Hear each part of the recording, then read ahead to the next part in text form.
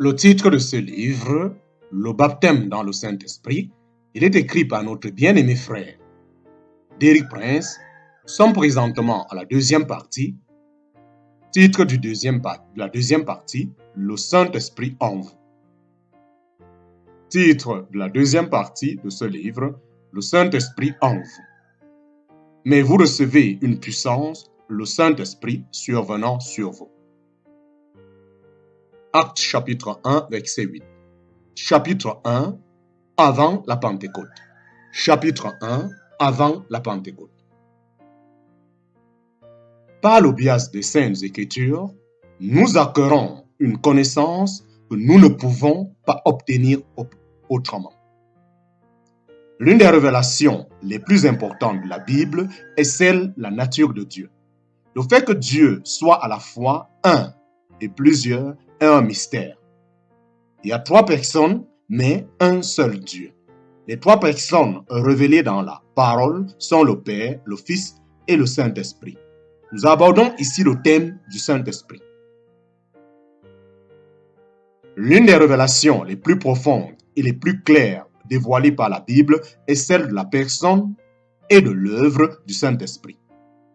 La première chose que nous devons comprendre est que le Saint-Esprit est lui-même une personne, tout autant que le sont le Père et le Fils.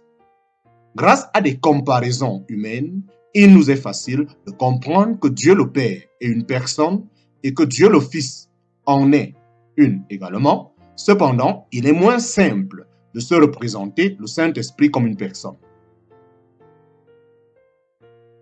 Dieu connaît toutes choses au moyen du Saint-Esprit.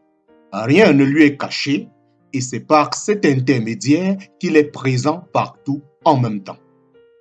Ces deux caractéristiques sont respectivement désignées par les deux termes théologiques, omniscient et omniprésent. Plusieurs passages, la parole décrit ces aspects. Dans Jérémie chapitre 23, verset 23-4 par exemple, l'Éternel dit: « Ne suis-je un Dieu que de près, dit l'Éternel, et ne suis-je pas aussi un Dieu de loin? Quelqu'un se tiendra-t-il dans un lieu caché sans que je le voie, dit l'Éternel. Ne remplis-je pas, moi, les cieux et la terre, dit l'Éternel. » Dieu remplit la terre et les cieux. Il n'existe aucun endroit où il n'est pas présent. Rien ne peut se passer nulle part sans que Dieu soit au courant. Le psaume 139, versets 1 à 12, l'explique de façon magnifique. Au chef des chants de David, Somme, Éternel, tu me sondes et tu me connais. Tu sais quand je m'assieds et quand je me lève. Tu pénètres de loin ma pensée. Tu sais quand je marche et quand je me couche. Et tu pénètres toutes mes voies. Car la parole n'est pas sur ma langue que déjà, ô Éternel, tu la connais entièrement. Tu m'entoures par derrière et par devant et tu mets ta main sur moi. Une science aussi merveilleuse est au-dessus de ma portée. Elle est trop élevée pour que je puisse la saisir. Où irai-je loin de ton esprit et où fuirai-je loin de ta face? Si je monte aux cieux, tu y es. Si je me couche au séjour des morts, t'y voilà. Si je prends les ailes de l'aurore et que j'aille habiter à l'extrémité de la mer, là aussi ta main me conduira et ta droite me saisira. Si je dis au moins les ténèbres me couvriront, la nuit devient lumière autour de moi. Même les ténèbres ne sont pas obscures pour toi. La nuit brille comme le jour et les ténèbres comme la lumière. Quelle admirable manière de parler. Quelle merveilleuse démonstration de l'étendue de la sagesse de Dieu. La présence de Dieu imprègne l'univers entier. Il n'est nulle part où aller pour se cacher de Dieu. Aucune distance ne peut vous séparer de lui. Aucune obscurité ne peut vous cacher de lui. Dieu est partout, dans tout l'univers. Il sait tout ce qui se passe en tout lieu. La phrase dominante exprimant ce mystère se trouve dans le 7e verset quand le psalmiste dit Où irai-je loin de ton esprit? Et où fuirai-je loin de ta face? C'est un exemple typique de la poésie hébraïque dans laquelle les deux parties d'un même verset expriment essentiellement une chose similaire. La présence de Dieu dans tout l'univers est celle de son Saint-Esprit. Par le Saint-Esprit, Dieu est présent partout. Par le Saint-Esprit, Dieu sait tout ce qui se passe dans l'univers à chaque instant. Le Saint-Esprit est actif dans l'univers depuis la création. Le psalmiste vous raconte ce qui s'est effectivement passé lors du processus de création. Les cieux ont été faits par la parole de l'Éternel et toute leur armée par le souffle de sa bouche. En parenthèse, Somme chapitre 33, verset 6. Là où la traduction française dit souffle, l'hébreu dit littéralement esprit. Cela en modifie la lecture qui devient « Les cieux ont été faits par la parole de l'Éternel et toute leur armée par l'esprit de sa bouche ».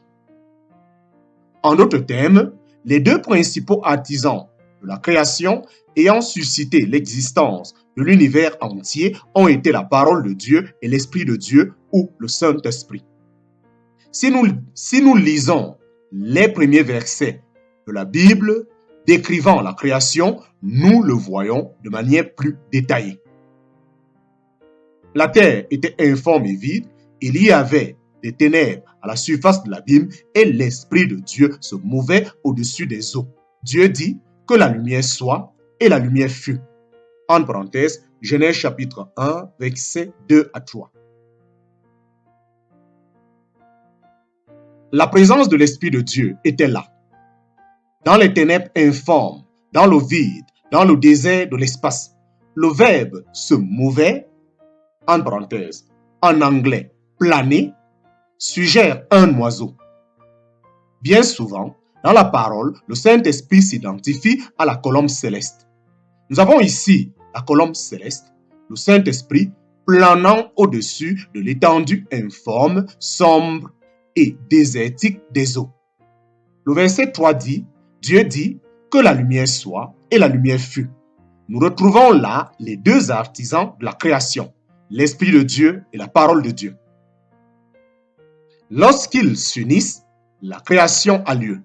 Lorsque l'Esprit de Dieu et la parole de Dieu sont ensemble, alors une chose nouvelle, dans ce cas précis, la lumière est créée.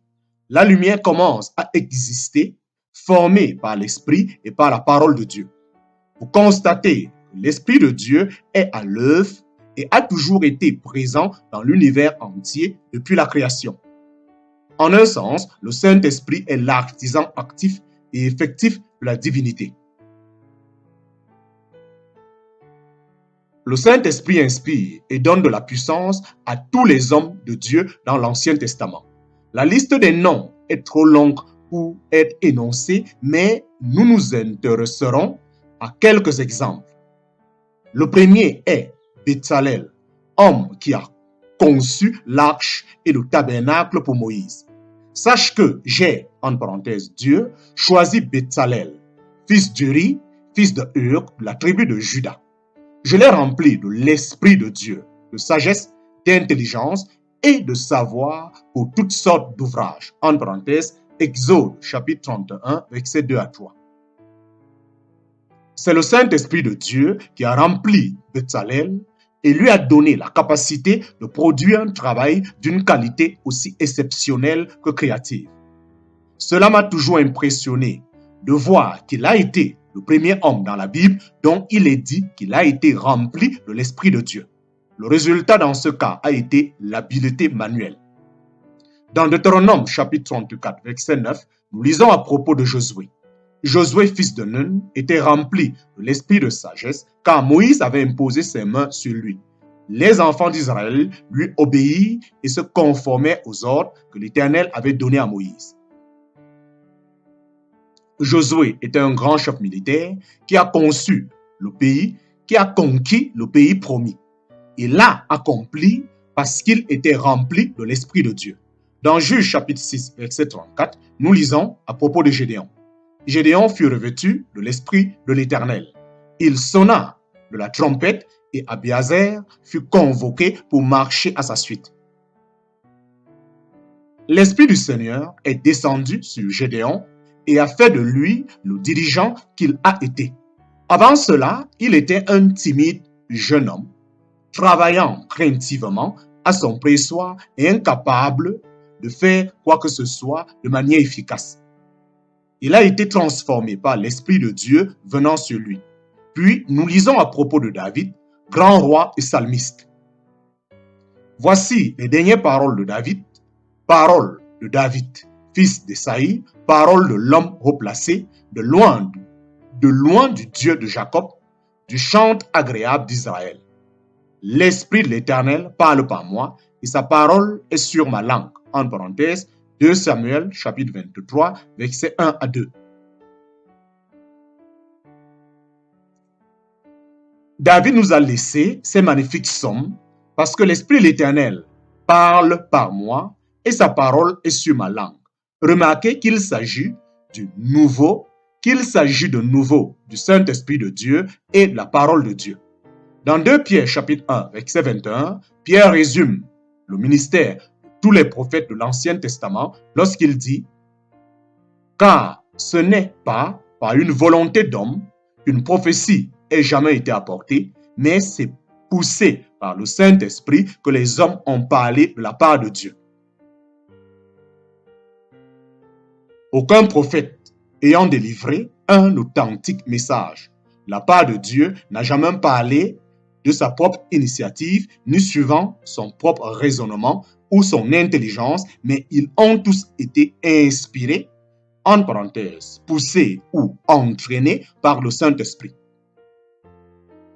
Lorsque nous examinons les exemples de ces hommes et ceux de beaucoup d'autres, nous pouvons en conclure que tous les hommes de l'Ancien Testament ayant servi Dieu de manière convenable et efficace l'ont uniquement fait sous l'inspiration, sous la puissance du Saint-Esprit. C'est assurément une leçon pour nous. Si eux étaient incapables de servir Dieu efficacement sans le Saint-Esprit, nous ne le pouvons pas non plus.